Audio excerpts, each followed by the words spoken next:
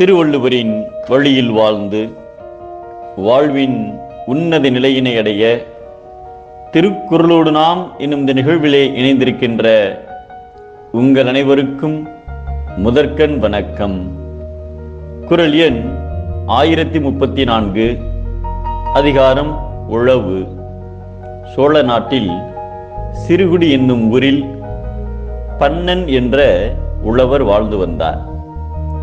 அவருக்கு பெரிய பரப்பளவில் விளைநிலங்கள் இருந்தன.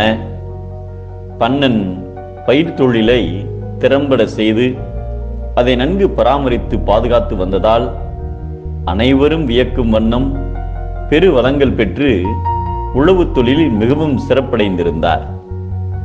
இவருடைய நிலத்தில் வேலை செய்யும் உழவர்களும் உளமகிழ்வோடு உண்மையாக உழைத்து வந்தனர். விளைந்தவற்றையெல்லாம் தனக்கென வைத்துக் கொள்ளாமல் மற்றவர்களுக்கும் வாரி வழங்கியதால் இவரை உயர்வல்லல் என பலரும் புகழ்ந்தனர். பன்னன் உழவு தொழிலில் சிறந்து விளங்கியதை பார்த்து வியப்புற்ற மற்ற உழவர்களும் தங்கள் நிலங்களை பண்படுத்தி வளம் பெருக்கி வந்தனர். அதன் காரணமாக சோழ நாடு மற்ற நாடுகளை விட வளத்தில் சிறந்து விளங்கியது.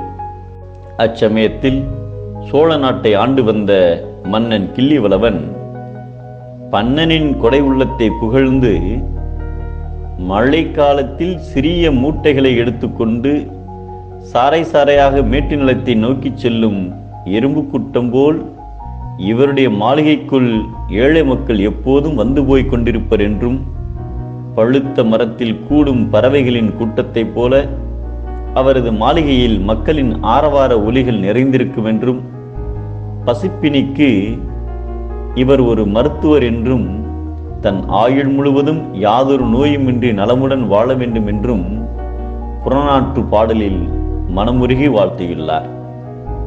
மன்னன் கிள்ளிவளவன் பன்னனிடம் மிகுந்த நட்புடன் உரிமை பாராட்டி வந்தார். சோழ நாட்டில் மக்கள் எவ்வித வறுமை நிலைமையையும் அடையாமல் வளமுடன் வாழ்வதற்கும் தனிச்சிறப்புடன் நல்லாட்சி நடைபெறவும் பன்னன் மிகுந்த உதவியாக இருந்தார். கிள்ளிவளவனின் ஆட்சிக்குட்பட்ட பல குறுநில மன்னர்களும் இவரிடம் திரை செலுத்தி பொருள் பெற்று சென்றனர். மன்னன் கிள்ளிவளவன் உழவர் பன்னனை தன் உயிர் ஆதாரமாக நம்பியிருந்தார். பல அரசுகளின் நிழல்களை தமது குடை நிழலின் கீழ் கொண்டு வரும் வலிமை உழவர்கள் பெற்றவர்கள் என்பதை பல குடை நீழலும் தங்குடை கீழ் காண்பர் அலகுடை நீழலவர் என்கிறார் நம் தெய்வப்புலவர் திருவள்ளுவர். மக்களின் உயர்வுக்கு உழைப்பவர் மன்னர். மன்னரின் உயர்வுக்கு அடிப்படையானவர் உழவர்.